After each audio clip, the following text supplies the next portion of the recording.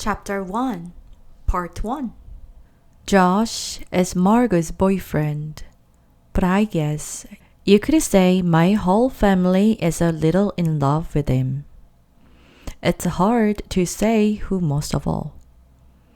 Before he was Margot's boyfriend, he was just Josh. He was always there. I say always, but I guess that's not true. He moved next door 5 years ago, but it feels like always. My dad loves Josh because he's a boy, and my dad is surrounded by girls. I mean it. All day long, he's surrounded by females. My dad is an OBGYN, and he also happens to be the father of 3 daughters. So it's like girls, girls, girls all day. He also likes Josh because Josh likes comics and he will go fishing with him. My dad tried to take us fishing once, and I cried when my shoes got mud on them, and Margot cried when her book got wet, and Kitty cried because Kitty was still practically a baby.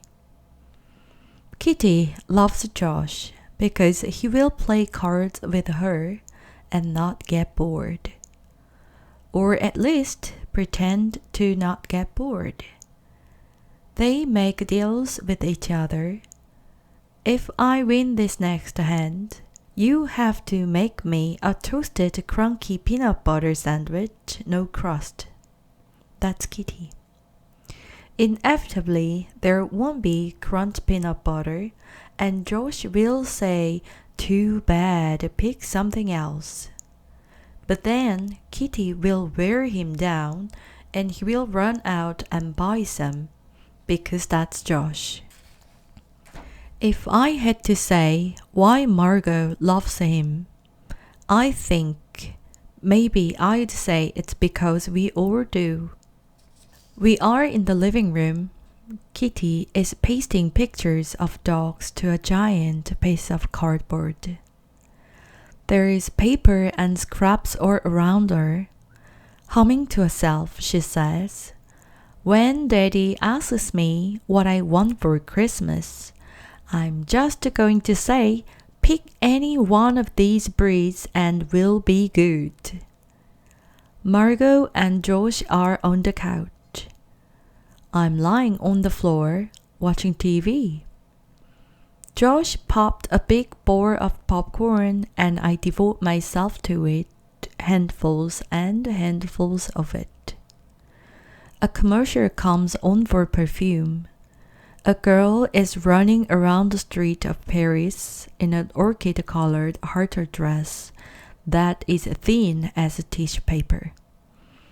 What I wouldn't give to be that girl in that tissue paper dress running around Paris in springtime. I sit up so suddenly I choke on a kernel of popcorn. Between coughs I say, "Margot, let's meet in Paris for my spring break."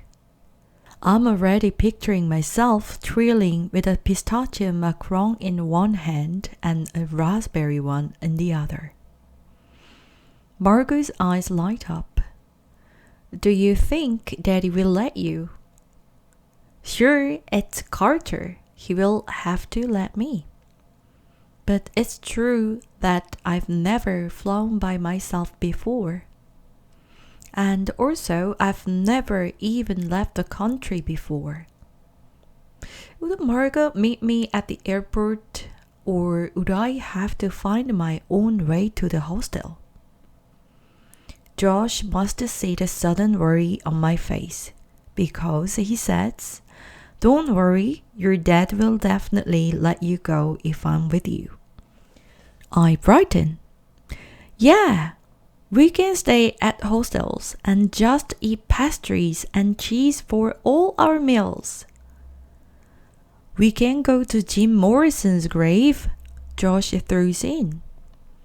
We can go to a perfumery and get our personal scents done. I cheer and Josh snorts. I'm pretty sure getting our scents done at a perfumery would cost the same as a week's stay at the hostel, he says. He nods Margot. Your sister suffers from delusions of her grandeur. She's the fanciest of the three of us, Margot agrees. What about me? Kitty whimpers. You? I scoff. You are the least fancy song girl. I have to beg you to wash your feet at night, much less take a shower.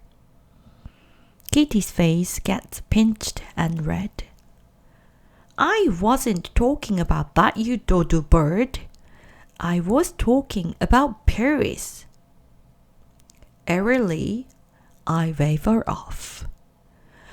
You're too little to stay at a hostel.